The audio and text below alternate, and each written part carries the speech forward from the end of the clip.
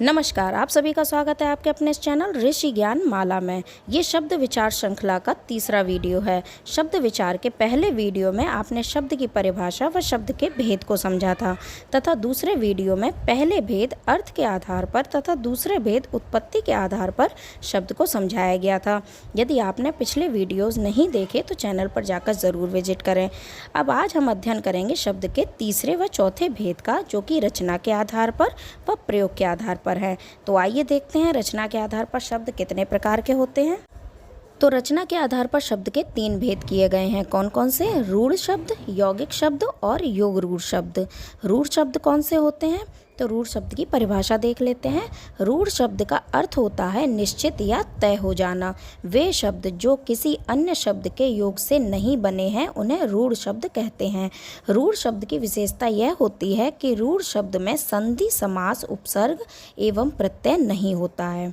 ठीक है, तो इसको सरल शब्दों में समझ लेते हैं। जिनके खंडों का कोई अर्थ ना निकले, है ना, जिनके अगर टुकड़े किए जाएं उन शब्दों के तो उनका कोई अर्थ ना निकले, उन्हें रूढ़ शब्द कहते हैं। जैसे कि एक शब्द है नाक, तो नाक में ना और का को अलग अलग कर दिया जाए तो इन दोनों का कोई अर्थ नहीं रह जाता।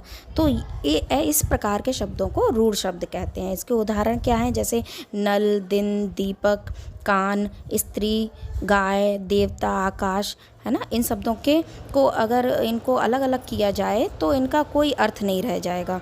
तो इस प्रकार के शब्दों को रूढ़ शब्द कहते हैं। अब देख लेते हैं यौगिक शब्द। तो यौगिक शब्द की परिभाषा क्या है?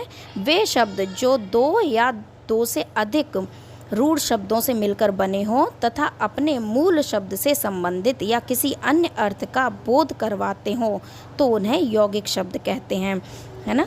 इसको सरल शब्दों में कैसे समझेंगे? वे शब्द जो 2 या 2 से अधिक शब्दों के योग से बनते हैं उन्हें यौगिक शब्द कहते हैं। यहाँ प्रत्येक शब्द के 2 खंड हैं और दोनों खंड सार्थक हैं, है ना। 2 खंड अगर किए जाएं, यौगिक शब्द अपने आप में क्या कह रहा है? योग से बना है, यानी जोड़ने से बनता है। 2 शब्द जब जोड़े जाते हैं तो कैसे शब्द? दोनों सार्थक शब्द, जो दोनों का अगर अलग अलग किया जाए तो उनका एक अर्थ, दोनों का ही अर्थ निकलता है, उसे यौगिक शब्द कहते हैं। जैसे कि स्वदेश, तो स्व और देश दोनों का अर्थ है देवालय, देव प्लस आलय, है ना। ऐसी प्रतिदिन, प्रति प्लस दिन, दोनों का अपना एक सार्थक अर्थ है ना, सार्थक हैं दोनों ही। तो ऐसे शब्द यौगिक शब्द कहलाते हैं। इनके कैसे उदाहरण हैं? वही विद्यालय, प्रतिदिन, दूध वाला, प्रेम सागर इत्यादि। अब देखते हैं योग रूढ़ शब्द। योग रूढ़ शब्द की परिभाषा क्या है? वे शब्द जो 2 या अधिक रूढ़ शब्दों से मिलकर बने हों लेकिन वे अपने अर्थ के अलावा किसी एक निश्चित अर्थ के रूढ़ हो गए हों तो उसे योग रूढ़ शब्द कहते हैं। बहुब्रीहि समास के समस्त उदाहरण योग रूढ़ शब्द में आते हैं। तो इसको भी थोड़ा सरलता से समझ लेते हैं। वे शब्द जो 2 या अधिक रूढ़ शब्दों से मिलकर बने हों लेकिन अपने अर्थ के अलावा एक विशेष अर्थ को बताते हैं। जैसे दशानन। दशानन क्या है? 10 हैं आनंद, आनंद मीन्स सर, जिसके 10 सर हैं उसको दशानन कहेंगे, लेकिन इसका एक विशेष अर्थ है, किसी एक विशेष व्यक्ति के लिए इसको प्रयोग कर रहे हैं। दशानन किसको कहते हैं? रावण को।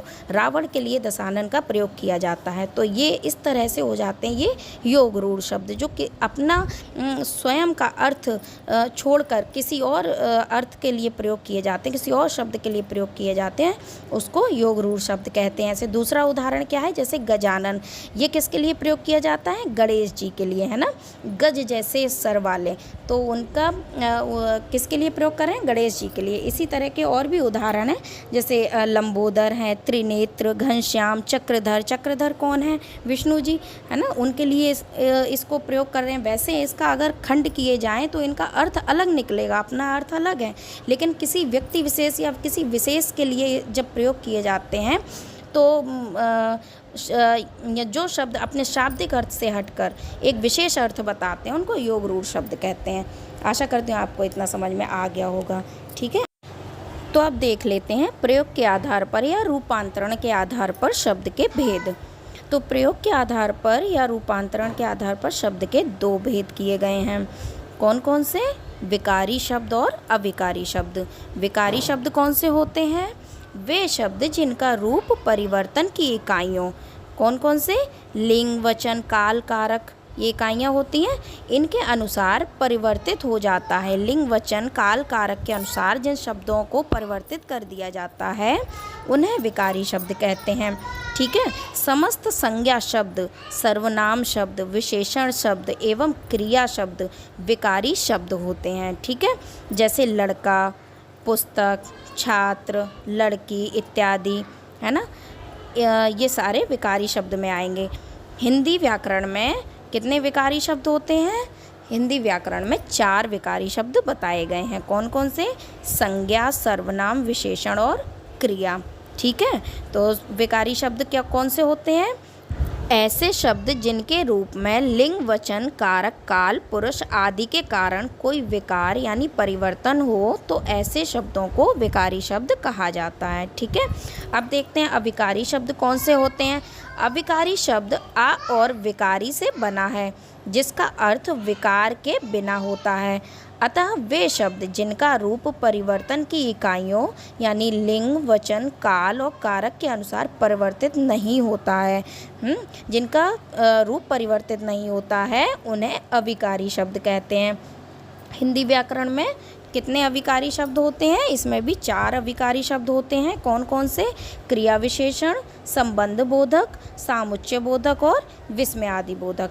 अब विकारी शब्दों के प्रकार और अविकारी शब्दों के प्रकार, इनको विस्तार में हम आगे वीडियोस में समझेंगे। वीडियो पसंद आया हो तो लाइक, कमेंट और शेयर करें, और यदि अभी तक चैनल को सब्सक्राइब नहीं किया है तो ज़रूर करें। बेल आइकन को प्रेस करें जिससे वीडियो अपलोड होते ही आपको वीडियो की नोटिफिकेशन मिल सके। धन्यवाद।